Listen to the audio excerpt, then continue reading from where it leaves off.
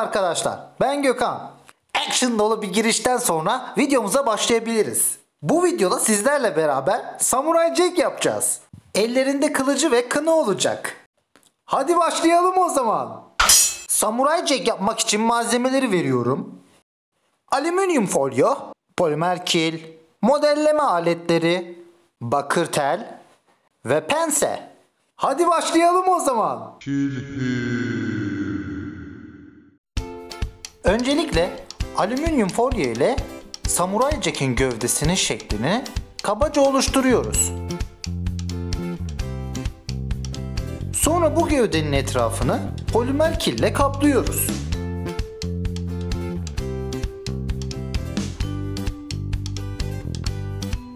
Göğüs çıkıntısını oluşturuyoruz.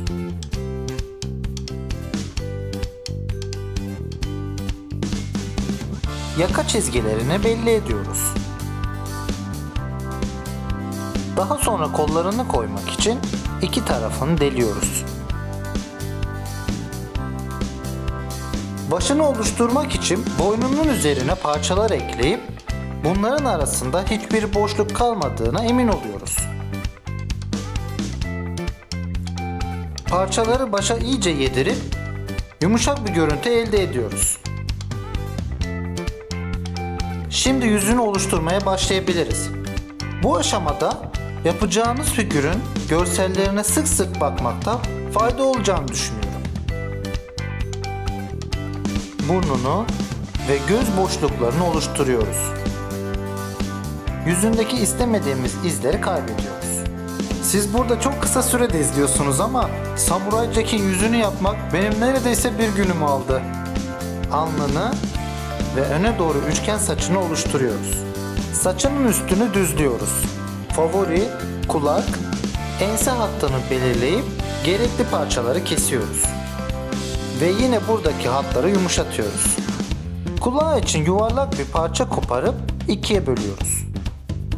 Bu parçaları favorisinin gerisine yapıştırıyoruz. Çatık kaşlarını yapıştırıyoruz. Gözlerini ve göz bebeklerini oluşturuyoruz.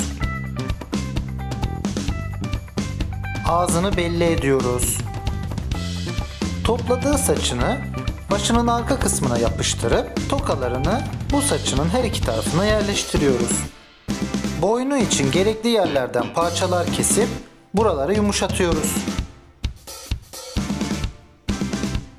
Göğsünün sağ ve sol tarafını düz, ön ve arka tarafını oval şekilde kesiyoruz. Belindeki kuşağı belli ediyoruz. Sağ kolunun şeklini veriyoruz. İç kısmını kesip önceden hazırladığımız bakır telimizi içine yerleştiriyoruz. Sol kolunu da kıvrılmış bir şekilde oluşturuyoruz. Bunun da iç tarafını kesip önceden hazırladığımız bakır teli içine yerleştiriyoruz. Sol kolunun kıvrımını belli edip fazla kısmını kesiyoruz. İki elinin avuç içlerini oluşturup bileklerini deliyoruz. Elleri her iki kola yerleştiriyoruz. Kolların tellerini gövdedeki deliklere yerleştiriyoruz. Omuzlardaki fazla kısımları kesip buraları yumuşatıyoruz. Kaybolan yaka çizgilerini tekrar oluşturuyoruz. Kılıcı ve kını için bakır tel kesip bunların etrafını polimer kil ile kaplıyoruz. Kınının iki tarafını düz bir cisimle düzleyip diğer kısımlarını bıçağımız vasıtasıyla kesip istediğimiz şekli veriyoruz. Kılıca da aynı işlemleri uyguluyoruz. Kılıcın sapındaki ayrıntıları oluşturuyoruz. El korumalığını oluşturup kılıcın sapına yapıştırıyoruz. Kılıcın keskin olan kısmını oluşturuyoruz. Daha rahat çalışmak için kılıç lakını fırına sokuyoruz.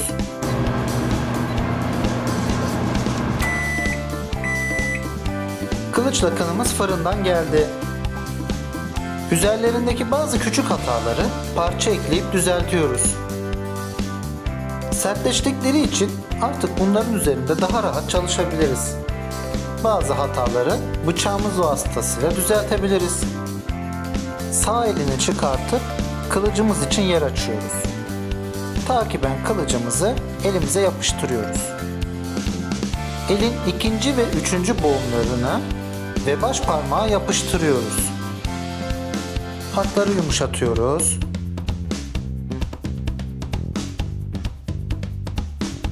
Parmakları belli edip boylarını uzunluklarına göre ayarlıyoruz. Hazırladığımız eli kola tekrar yerleştirip düşmemesi için destekliyoruz. Takiben sol elimizi çıkartıp kın için üzerinde yer oluşturuyoruz. Kınımızı elimize tutturuyoruz. İkinci, üçüncü boğumlar ve baş parmağı yapıştırıyoruz. Yine hatları yumuşatıyoruz.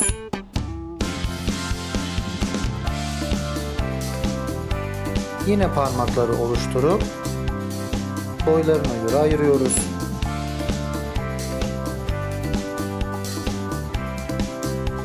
Sol elimizi de sol kola sokuyoruz. Samuray Jack fırına girmek için hazır.